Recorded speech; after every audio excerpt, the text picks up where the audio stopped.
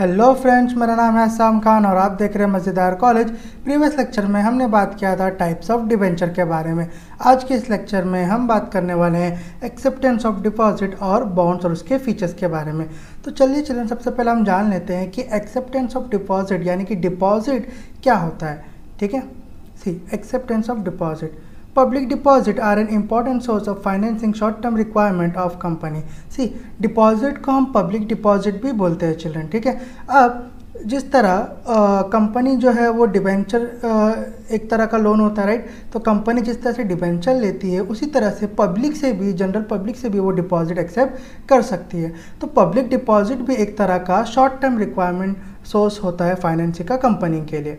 Okay, when companies generally receive deposit from the public for a period of ranging from 6 months to 36 months, it is known as public deposit. जब company general public से deposit accept करती है 6 महीने से 36 महीने तक, 6 month to 36 month तक, उसे हम कहते हैं public deposit. Okay, Under this method, general public is invited to deposit their saving with the company for varied period. इस मेथड में क्या होता है चिल्ड्रन, एक्सेप्टेंस ऑफ डिपॉजिट में क्या होता है, कंपनी क्या करती है, जनरल पब्लिक को इनवाइट करती है कि वो अपनी सेविंग को क्या करे, कंपनी में लगाए।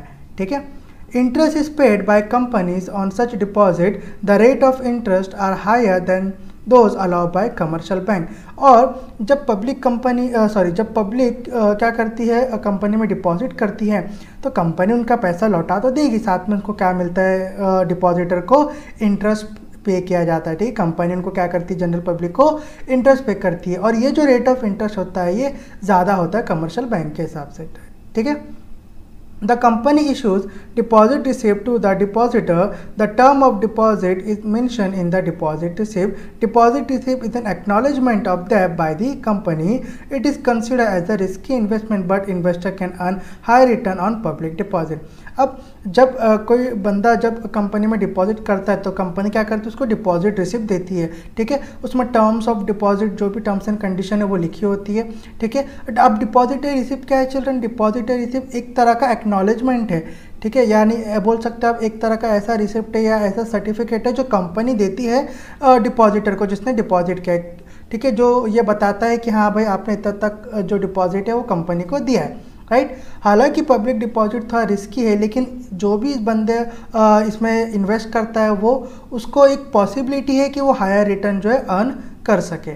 आई बात समझ में। सो मोटे मोटे शब्दों में कहूँ तो भाई अगर पब्लिक क्या करती है, कंपनी में अपना सेविंग्स को देती है, पैसा लगाती है, तो वो बन जाता है पब्लिक डिपॉजिट। ठीक है, आई बात समझ में। सी एक नोट देख लेते हैं चिल्ड्रन की, नोट क्या है हमारे लिए। सी Only public company can accept deposit from the general public. Private company cannot accept deposit from the general public. ये सबसे इम्पॉर्टेंट बात है क्या, कि जो पब्लिक कंपनी है सिर्फ वो ही जनरल पब्लिक से डिपॉजिट एक्सेप्ट कर सकती है, प्राइवेट कंपनी ऐसा नहीं कर सकती है। आई बात समझ में चिल्ड्रन। तो मैंने बहुत आसान लैंग्वेज में आपको समझाने की कोशिश की है। तो ये था चिल्ड्रन डिपॉजिट के बारे में। चलिए अब जान लेते हैं कि बॉन्ड क्या होता है, उसके फीचर्स भी देख लेते हैं। सी बॉन्ड और उसके फीचर्स से meaning of bond. Bond is a debt security. It is a loan. Bond is a formal contract to repay the borrow money with interest. अब बॉन्ड भी चिल्ड्रन एक तरह का डेब्ट ही होता है। ठीक है, एक तरह का लोन ही होता है। और बॉन्ड जो असल में एक कॉन्ट्रैक्ट होता है जिसमें ये बताया गया होता है कि हाँ जो बोरोड जो मनी है, जो मनी बोरो कर रहा है वो पे करेगा इंटरेस्ट के साथ। ठीक है, it is an interest bearing certificate issued by government, semi-government or business firm to raise capital. The person holding such an instrument is known as bondholder. He becomes the creditor of the company. अब क्या होता है children, ये जो bond है ये क्या है, एक इंटरेस्ट बेरिंग सर्टिफिकेट है, मतलब इस पर इंटरेस्ट मिलता है। इसे गवर्नमेंट भी इशू कर सकती है, सेमी गवर्नमेंट भी इशू कर सकती है, या फिर जो बिजनेस फर्म होते हैं वो भी इशू कर सकते हैं कैपिटल को बढ़ाने के लिए। ठीक है, अब जिस बंदे ने बॉन्ड दिया है वो उस बंदे को बोला जाता है बॉन्ड होल्डर, और वो बंदा क्या बन जाएगा, वो बन जाएगा क्रेडिटर ऑफ द कंपनी। ठीक है, चलिए अब इसके फीचर्स देख लेते हैं। Total 4 point. सी सबसे पहला आता है नेचर ऑफ फाइनेंस, उसके बाद आता है स्टेटस ऑफ इन्वेस्टर, उसके बाद आता है रिटर्न ऑन बॉन्ड, और लास्ट में आता है repayment. So nature of finance मतलब क्या है, कि ये जो फाइनेंस है चिल्ड्रन, जो बॉन्ड है इसका नेचर क्या है, किस तरह का फाइनेंस है। ये जो फाइनेंस है, ये जो बॉन्ड है, ये लॉन्ग टर्म फाइनेंस है। आई बात समझ में, जैसे 5 साल 10 साल 20 साल के लिए। क्लियर। अब स्टेटस ऑफ इन्वेस्टर, जिस बंदे ने इसमें इन्वेस्ट किया उसका स्टेटस क्या, वो क्या बन जाएगा, क्रेडिटर बन जाएगा, उसका ये स्टेटस है। ठीक है। उसके बाद रिटर्न ऑन बॉन्ड, बॉन्ड पे क्या रिटर्न होता है, इंटरेस्ट, ठीक है।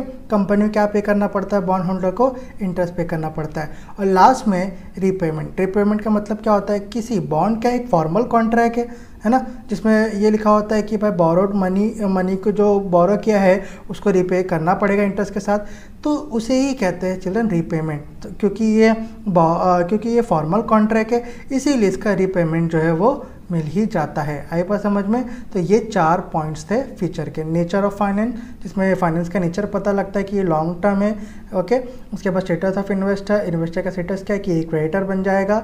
और return on bond, return bond पे हमको क्या रिटर्न होता है, इंटरेस्ट। और रीपेमेंट, इसका मतलब ऐसा होता है कि इसका जो पेमेंट है वो आपको मिल ही जाएगा, क्यों, बिकॉज ये कि फॉर्मल कॉन्ट्रैक्ट है। आई बात समझ में।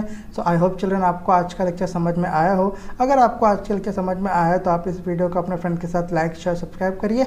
मैं मिलूंगा आपसे नेक्स्ट लेक्चर में, तब तक अपना ख्याल रखिए। Good bye.